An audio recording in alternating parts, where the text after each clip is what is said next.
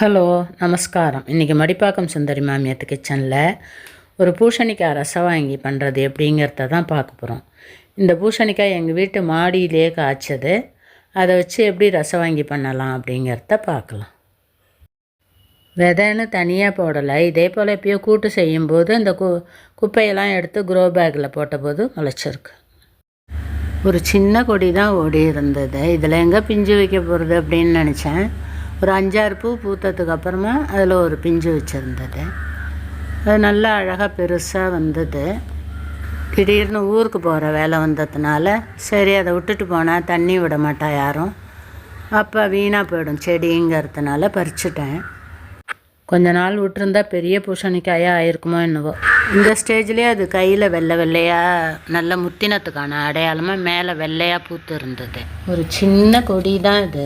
சும்மா ஒரு 2 முழத்துக்கு தான் கொடியே போயிருக்கு. அதுலேருந்து ஒரு காய்.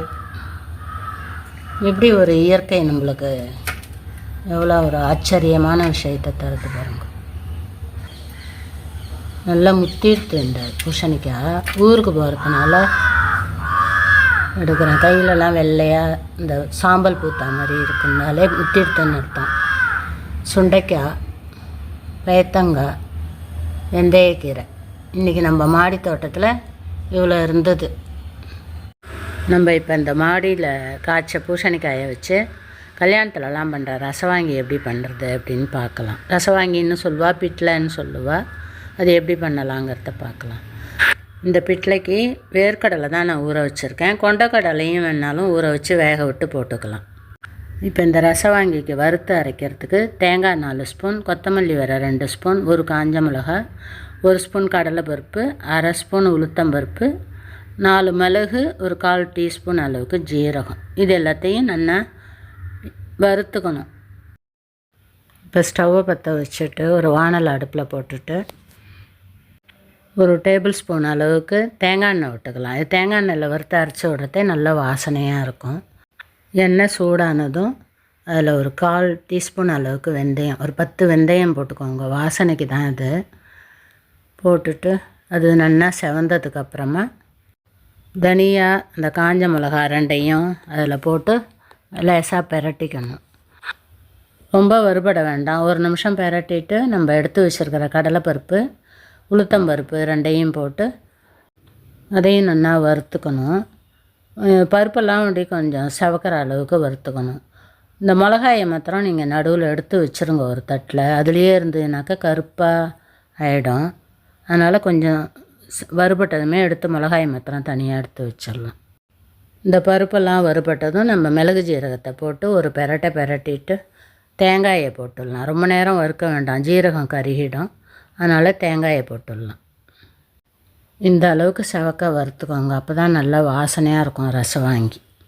இப்போ தேங்காயை போட்டுட்டு அதையும் ஒரு நிமிஷத்துக்கு நல்லா பிரட்டிக்கணும். அந்த கடலைப்பருப்பு உளுத்தம்பருப்போட தேங்காயை போட்டு வறுக்கிறத இன்னும் நல்ல வாசனையாக இருக்கும். நம்ம எடுத்து வச்சுருக்கிற தேங்காயில் பாதி தேங்காயை போட்டுக்கோங்க. ஒரு ஸ்பூன் 1.5 ஸ்பூனை வச்சுன்ட்டு அதை இறக்கும்போது வறுத்து அதில் ரசவாங்கியில் கொட்டுறதே அது இன்னும் வாசனையாக இன்னும் கொஞ்சம் டேஸ்ட்டும் தூக்கலாக இருக்கும். இந்த வறுத்த சாமானை நம்ம மிக்சியில் போட்டு கொஞ்சம் கொரகொரப்பாக அரைச்சிக்கணும். இதை எடுத்து ஒரு தட்டில் வச்சிடலாம். ஆறுனதுக்கு அப்புறம் மிக்சியில் போட்டுக்கலாம். இப்போ ஒரு சின்ன நெல்லிக்காய் அளவுக்கு நம்ம புளியை எடுத்து வெந்நீரில் ஊற வச்சு அதை தனியாக கரைச்சி வச்சுக்கோங்க. இப்போ நம்ம ஒரு வானல் அடுப்பில் போட்டுட்டு அதில் ஒரு 2 டேபிள் ஸ்பூன் அளவுக்கு எண்ணெயை விட்டுட்டு எண்ணெய் நல்லா சூடானதும் ஒரு 1/4 டீஸ்பூன் அளவுக்கு கடுகு, 1/4 டீஸ்பூனுக்கும் குறைச்சலாக வெந்தயம் வாசனைக்கு போட்டு நல்லா பொரிஞ்சதுக்கப்புறமா கொஞ்சமாக பெருங்காயப்பொடி கொஞ்சம் போட்டுட்டு அதுவும் பொரிஞ்சதுக்கப்புறமா நம்ம நறுக்கி வச்சுருக்கிற பூசணிக்காயை அதில் போட்டு அந்த எண்ணெயிலேயே நல்லா வதக்கிக்கணும். ஒரு நிமிஷத்துக்கு வதக்கிண்டா போகிறோம். அந்த மாதிரி வதக்கிறத சீக்கிரமாக பூசணிக்காய் வெந்துடும். இப்போ அதில் ஒரு டம்ளர் அளவுக்கு தண்ணி விட்டுக்கலாம். சின்ன டம்ளரால் தான் விட்டுருக்கேன். ஒரு 150 மில்லி இருக்கும். அந்த பூசணிக்காய் வேகிற அளவுக்கு விட்டால் மட்டும் போகிறோம். அப்புறம் நம்ம அரைச்சி விட்டு அதை போடுவோம். அப்புறம் பருப்பு வேக விட்டு அதை கொட்டுவோம், புளி கரைச்சி விடுவோம். அப்படிங்கிறத ரொம்ப தண்ணியாக போயிடும். இது கொஞ்சம் கெட்டியாக இருந்தால் தான் நல்லாயிருக்கும். இப்போ அந்த பூசணிக்காயோடய நம்ம ஊற வச்சுருக்கிற வேர்க்கடலையும் போட்டுக்கலாம். கொண்டக்கடலையாக இருந்தால் ஊற வச்சு வேக விட்டுட்டு போடுங்க. வேர்க்கடலைங்கிறதுனால அப்படியே வெந்துடும், அதுலேயே பூசணிக்காய் வேகும்போதே வெந்துடும். இப்போ அந்த பிட்லைக்கு தேவையான மிளகாப்பொடி போட்டுக்கலாம். ஒரு 2 ஸ்பூன் அளவுக்கு நான் மிளகாப்பொடி போட்டுக்கிறேன். இப்போ நான் போடுற அளவு எல்லாமே ஒரு 2-3 பேர் தாராளமாக சாப்பிட்லாம். அதிகமாக பண்ணுறேன்னாக்கா நீங்கள் எல்லாமே கொஞ்சம் கொஞ்சம் கூட போட்டுக்கோங்க. இதை அப்படியே வேக விட்டாலும் வேக விடலாம். இது கொஞ்சம் வேகிறதுக்கு கொஞ்சம் லேட்டாகும். அதனால் நான் குக்கரில் மாற்றிக்க போகிறேன். சொல்ல மறந்துட்டேன், ஒரு 100 துவரம்பருப்பை குக்கரில் போட்டு நல்லா குழைய வேக விட்டு வச்சுக்கோங்க. சாம்பார் வைக்கிற மாதிரி தான் கிட்டத்தட்ட, அதனால் பருப்பு வேக விட்டு வச்சுக்கோங்க. குக்கரில் போட்டு ஒரு 2 விசில் விட்டோம்னாக்கா ஈஸியாக வெந்துடும். ஒரு 1/4 டீஸ்பூன் அளவுக்கு மஞ்சப்பொடி, கொஞ்சம் அதுக்கு தேவையான அளவு உப்பு போட்டுட்டு குக்கர் மூடியை போட்டு ஒரு 2 விசில் அளவுக்கு விட்டால் போதும். இந்த பூசணிக்காய் வேர்க்கடலை எல்லாமே நல்லா வெந்துடும். இது வேகிற டயத்துக்குள்ளே நம்ம வறுத்து வச்சுருக்கிற கொத்தமல்லி வேறு, கடலைப்பருப்பு, தேங்காய் எல்லாத்தையும் மிக்ஸி ஜாரில் போட்டு கொஞ்சம் கொரகொரப்பாக அரைச்சிக்கலாம். குக்கர் 2 விசில் வந்ததும் ஸ்டவ் ஆஃப் பண்ணிட்டு இப்போ அடுப்பில் ஒரு வானலை போட்டு அதில் நம்ம எடுத்து வச்சுருக்கிற தேங்காயை நல்லா செவக்க வறுத்துக்கலாம்.